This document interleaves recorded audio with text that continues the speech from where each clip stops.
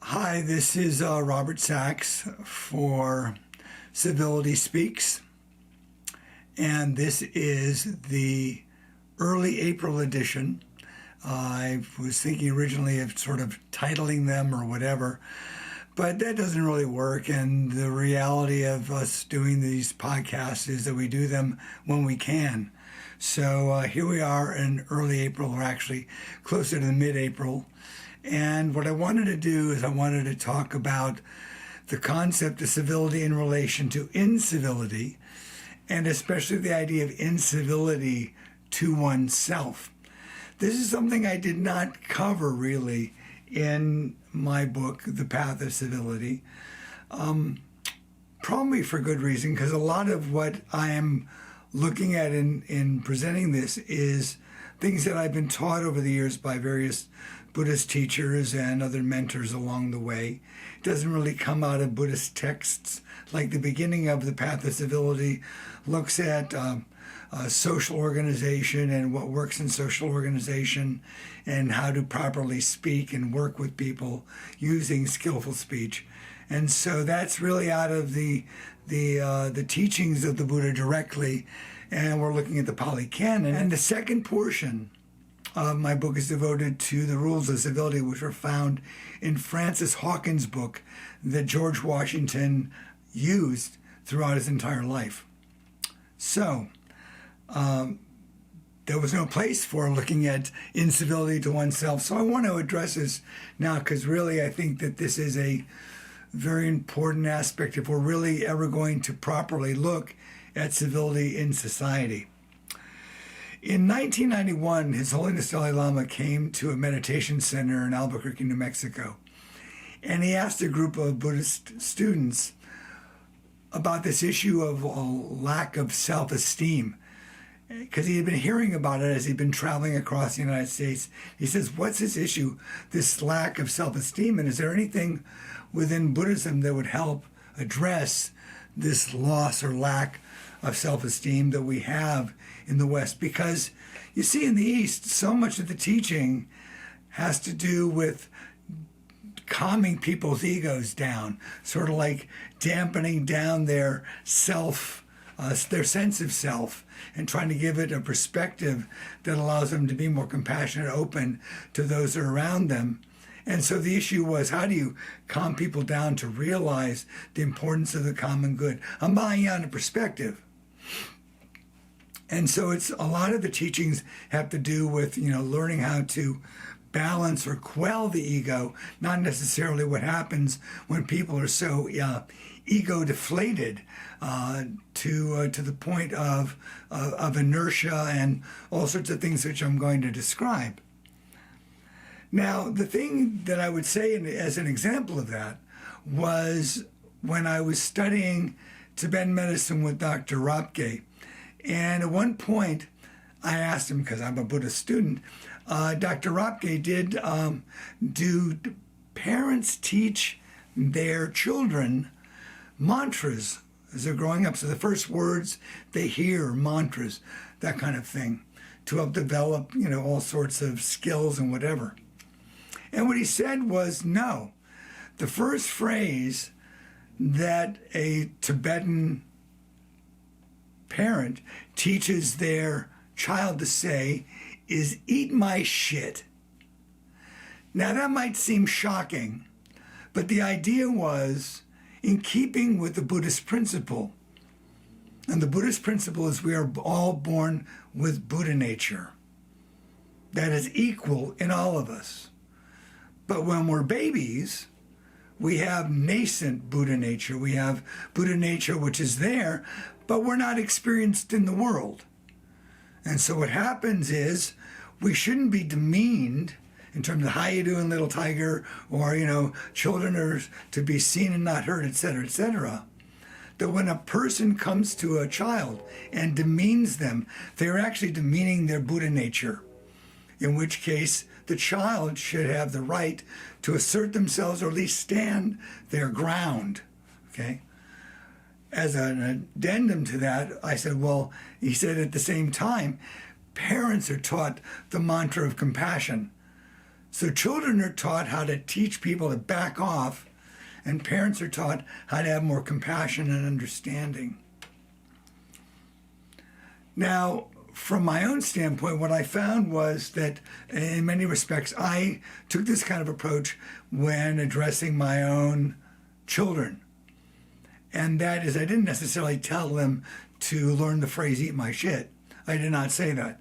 But what I told them was, in terms of me saying something to them, or asking them to do something, or even telling them to do something, or to stop doing something, that it had nothing to do with my quote-unquote authority over them from the standpoint of me being better than them. My Buddha nature and my child's Buddha nature is the same. The only difference is that I just happen to have been around the block a few more times than my baby or my young child. So the idea was, here is my experience, and this is why I'm telling you this. Think about what would happen if you heard that phrase rather than because I said so, or to get a smack across the face, or to be put in your room rather than and be looked at as being totally insolent when you asked a simple question, well, why? And even if you would still resist, you have the right to say why. You have the right to inquire. Everybody does. Because your mind is trying to grapple with what's happening. But at the same time, there are all sorts of factors that lead to a reality where there's so much fear and so much angst and so much self-loathing and uncertainty in our culture, especially the youth culture and young people these days. There's a tremendous amount of growth with respect to an awareness of what's going on in the world, because there's so much transparency in media, things like that. But there is also a sense of uncertainty, so much uncertainty. So first of all, I want to look at some causal factors of this. One is the simple march of history, where the Bible and other wise books say that the sins of the fathers are inherited by the children. And so we look at generations upon generations where we see the results of greed and ambition and the use of power and the sublimation of people and the dominance of people and the disparity that happens in cultures. And then you have people that are advantaged and people that are disadvantaged. And if you're taught also about, we're all God's children, there's got to arise the question, why do I have and other people don't? And then you see that it's a result of all these things that we have perpetrated. And so there is some level of loathing or some level of disgust or some level of thought that this is unfair, that I have this advantage over others. So there's one aspect of it that's just there. Even if you don't feel that, there's some aspect of yourself that looks at your situation and other people's situation, and there's a level of discomfort with when you are driving down the street in your Lexus or your Tesla and you're seeing people basically push a shopping cart down the street. There's got to be a question that is raised in your mind. In many respects, one of the most interesting comments I heard during the Occupy movement was from teacher Robert Thurman, who talked about the 1%. And he said, really, when it comes down to it, he said, you wouldn't want to be one of the 1%. That in terms of relationships, everybody is wanting to get a little bit of what they have. There's a tremendous amount of difficulty in their relationships with their children and their spouses. There's all sorts of suspicion. So there's all sorts of consequences that are just there naturally from the standpoint of disparity. And we may look at and try and deny or try to do something to seek absolution in this situation. But many of these things that we do, even charities, are band-aids to the feeling of disparity that gnaws at us. Then there's our religiosity and the idea that there's this notion of original sin versus the Buddhist idea of that we're basically good. And that what we're trying to do is we're trying to overcome the three poisons of ignorance, attachment, and aggression. Now, the thing is, if you have and you see yourself as a sinner, then there can create this rigid, linear boundary. And as a result, we get cut off from ourselves, whereas a oneness perspective looks at the notion of possibility and inclusiveness, that there's ways to work with this rather than feel that we are bad as a result of what we have, etc., etc. Now, that doesn't mean unskillfulness and things that we do to harm others shouldn't have a sense of regret or remorse. There can be that. But how much does self-deprivation or the cutting off of oneself to what riches one has been given help one? You know, I look at the idea of what happens when we literally have situations with people that don't know what to do with all the money they have. And yet they don't necessarily think of charity, or they don't necessarily think of extending themselves in ways beyond their money. Tangible, sweaty equity. This is quite useful. So there's our religious perspectives that are there. And then there is the digital world, where there is this incessant barrage, 24/7, of undigested emotion and thought, where we end up looking at every single thing. And in many respects, what's happening is that we can't then delineate what's important and what's not, what we need to focus on, and what might be a minor trifle that we should basically just let go of in order to accentuate the positive and work in a more positive direction. And lastly, there's our external world that we're looking at. The Buddha spoke of this time in terms of a dark age. You think about the global pandemic we're dealing with right now, the acceleration of high-intensity ecological calamities of biblical proportion. We're looking at mass migrations. In the United States, people are all bent out of shape about the southern border. Think about what's going on in the Middle East in terms of immigration, and think of refugee camps. And these are all over the world that happen as a result of politics and ecology, poverty, sickness, warfare. All these things are contributing to massive migration everywhere, a tremendous instability in where people are. And as a result of that, there is the rise of xenophobic reactions to think that you can protect yourself in your world, okay? And try and create a world that never was. It's just the world is now knocking a little bit more loudly on the notion of impermanence and the way in which things change. And so, therefore, there's all this, as well as the violation that happens and the violence in the proliferation of political refugees all over the world. And so, in the immensity of all this, we are called to transcend, to transform, to prevail in trying to work with a connection to oneness in terms of who we really are, overcoming that sense of isolation, the loneliness that we experience. And yet, it can seem so easy just to get down on ourselves, to beat ourselves up, to feel a sense of resignation and hopelessness.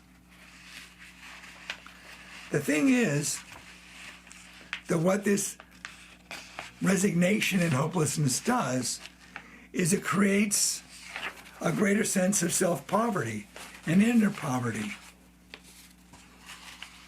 creates self-loathing, which leads to spiritual listlessness, apathy, laziness.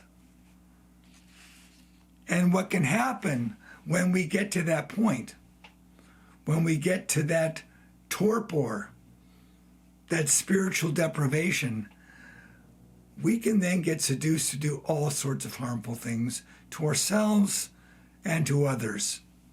We can be enlisted to join all sorts of conspiracies, to look for quick solutions. So incivility to ourselves, and in fact, this incivility is a primary cause of spiritual poorness.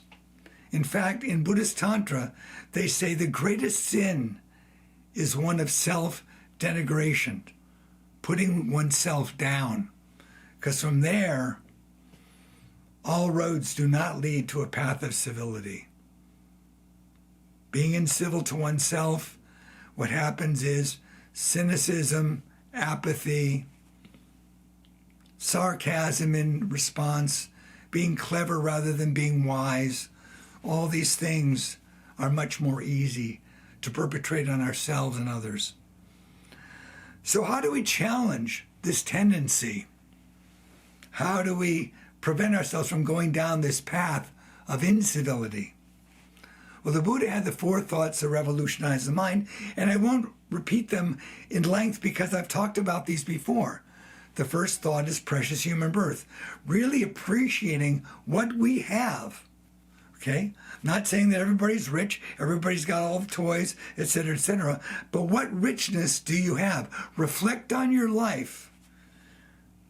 And I guarantee you can see that there are people that may have better than you do, but there's a lot more people that have a lot less, and there are a lot more unfortunate circumstances than you find yourself in.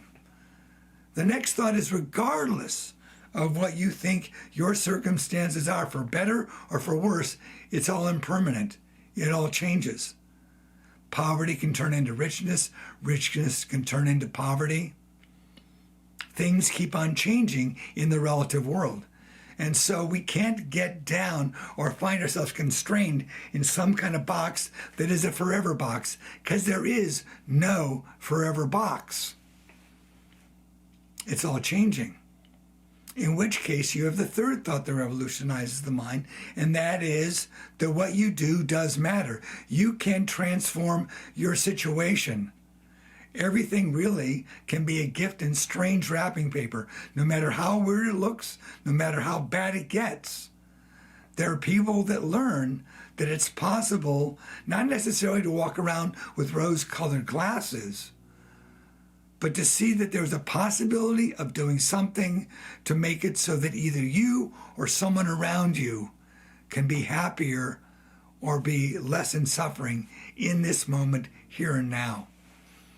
And finally, with reflecting on those 3 things, the 4th point is to not do this, to focus on trying to perfect the outer world, is like the saying that it's very difficult to cover the world in leather. It's much better to put on a pair of shoes.